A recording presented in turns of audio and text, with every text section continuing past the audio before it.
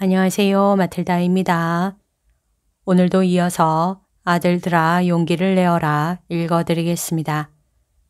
이 책은 예수님께서 오타비오 미켈리니 몬시뇰께 받아쓰게 하신 메시지입니다.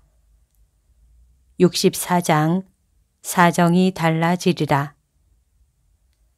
세상이 2000년 전에 비해서 많이 달라졌다는 생각은 하지 말아라. 세상이 근본적으로 달라지려면 바로 인간 본성의 뿌리에 있는 악의 원인을 바꿀 수 있어야 한다. 인간은 진보하거나 퇴보할 수는 있어도 본질적으로 바뀔 수는 없다. 언제나 원죄로 인해 약화된 본성에 치명상을 입은 존재로 머물러 있다. 그래서 늘 악으로 기울어지는 경향이 있지만 하고자만 한다면 높은 곳에서 오는 도움으로 악을 극복할 수도 있다. 이런 이유로 그리스도교가 태어난 지 2000년이 되어도 사람은 별로 변하지 않았다. 2000년 전과 마찬가지로 오늘도 내 순환은 맹목적인 잔혹함에 의해 새로이 반복되고 있다. 물질주의적이고 믿음이 없는 이 세기의 사람들은 그때와 같은 어처구니 없는 고집으로 나보다는 바라빠를 더 좋아하면서 이렇게 외쳐댄다. 그리스도는 십자가에 못 박으시오. 그 뿌리에서 언제나 같은 원인을 발견할 수 있는데 그것은 사탄의 증오이다. 인류 구원을 위해 사람이 된 하느님의 말씀인 나에 대한 증오와 사탄이 그 자신의 멸망 속으로 끌어들이고자 하는 인간에 대한 증오이다. 이것이 2000년이 지난 지금도 프리메이슨의 집회, 국회, 대학 강의실 및 잡지와 라디오와 텔레비전에서 또 정당들의 본부나 신문에서 사람들이 계속 십자가에 못 박으시오 라고 외치는 진짜 이유이다. 그리스도는 십자가에 못 박는 반면 바라빠는 살리라고 하는 이유 말이다. 하느님에 대한 증오로 뭉친 사탄은 그의 반역과 타락의 순간부터 복수심을 품었다. 그는 증오로 살고 증오를 양식으로 삼고 증오를 존재 목적으로 삼았다. 인간 본성보다 우수한 본성을 지녔기 때문에 인성을 누를 수 있는 능력도 많은 그는 인간을 부추겨 악을 행하게 하려고 이 우월성을 이용한다. 그러므로 2000년 전처럼 오늘날에도 내가 인간 안에서 볼 수 있는 것은 상처 입은 본성으로 인한 동일한 타락 본능과 나에 대한 동일한 증오의 표현이다. 예수님, 인간보다 강한 존재가 막무가내로 인간을 악으로 몰아간다면 인간의 죄는 무엇입니까? 아들아, 바로 그 때문에 내가 왔다는 것을 잊지 말아라.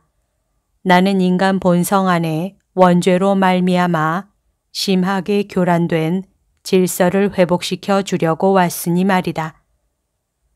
내가 인성에 요구되는 배상과 보속을 얻기 위해서 어떻게 신성에 인성을 결합시켰는지도 잊지 말아라. 그리하여 죄 때문에 천박해진 인성에 원래의 품위를 되돌려 주게 되었고 이 사실이 사탄에게는 증오에 대한 갈증과 너희에 대한 시샘과 질투를 심히 격화시켰다. 그럼에도 인간이 죄를 짓는다면 그것이 사탄의 부추김 때문인 경우에도 정당화될 수가 없다. 인간에게 자유가 있는 데다 내 구속 사업이 파괴되었던 질서와 균형을 회복시켜 주었기 때문이다. 바로 이 구속의 효력으로 유혹에 맞서서 극복하는 데 필요한 수단들이 인간에게 주어진 것이다. 더욱이 인간이 즐겨 악의 소리에 귀를 기울일 경우 그 스스로 책임을 지지 않으면 안 된다. 구속의 열매를 자진해서 거부하면 위험한 비탈에 처하게 되고 그러면 깊은 구렁의 바닥에 이르기까지 낭떠러지에서 낭떠러지로 굴러 떨어지기 마련이다. 아들아, 이런 이유로 사람들은 오늘날 사랑을 곧 인간의 구속주가 된 하느님의 아들을 십자가에 못 박으라고 격분해서 외치고 또다시 이렇게 외치고 있는 것이다. 바라바를 살리시오. 나자렛 사람은 죽이시오. 범죄와 폭력을 찬양하며 살리고 증오를 살리고 매춘과 춘화를 살리고 타락한 출판물을 살리고 영화와 텔레비전을 통해 부도덕을 살리고 악을 살리되 구세주 그리스도는 죽이시오. 죽이시오. 길 잃고 천해져서 종살이를 하고 있는 인류를 구원하기 위해서 온 사랑, 인류에게 자유와 품위를 되돌려주기 위해서 온 사랑, 인류 앞에 희망의 지평을, 구원의 새롭고 영원한 지평을 열어주기 위해서 온 사랑일랑은 죽이시오. 그런데 이 소란스러운 비극 앞에서 내 사제들 다수는 어떤 태도를 취하겠느냐? 숫제 무관심한 사제들이 있는가 하면 내 원수들과 의견을 같이 하며 동조하는 사제들도 있다.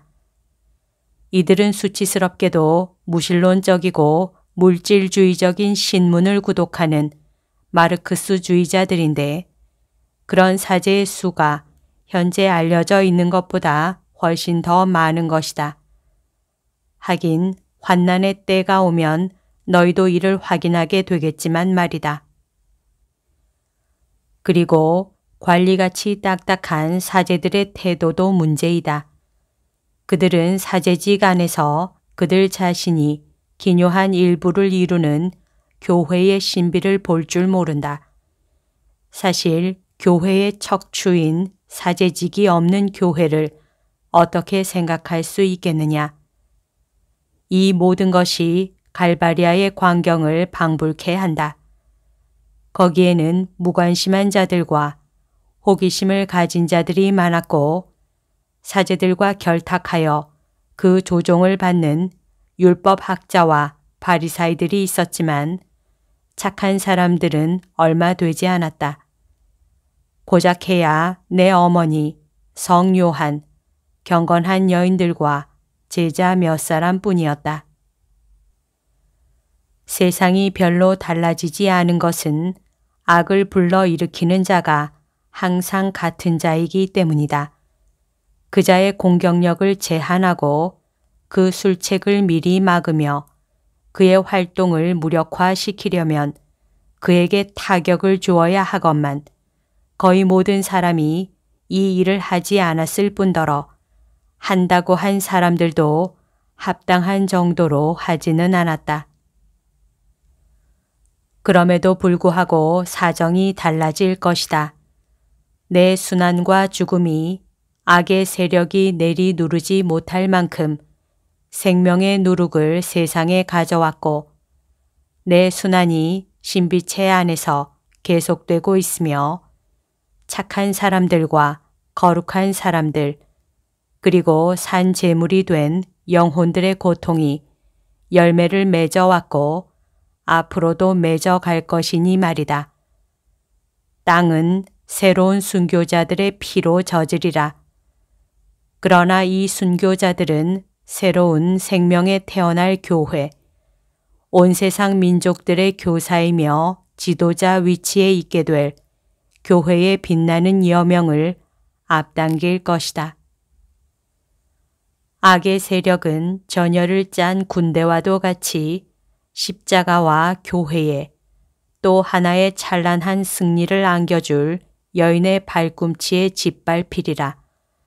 인류는 하느님 아버지께 돌아가게 되리니 아버지께서는 영원으로부터 인류의 행복을 원하신 까닭이다. 아들아, 기도하여라. 늘 그랬듯이 네가 가진 모든 것과 너의 됨됨이 전체를 나에게 바쳐다오. 너에게 강복한다. 나를 사랑하여라. 1976년 2월 27일. 여기까지가 오늘 들려드릴 내용입니다. 오늘도 하느님의 뜻 안에서 서로 사랑하는 하루 보냅시다. 사랑합니다. 축복합니다.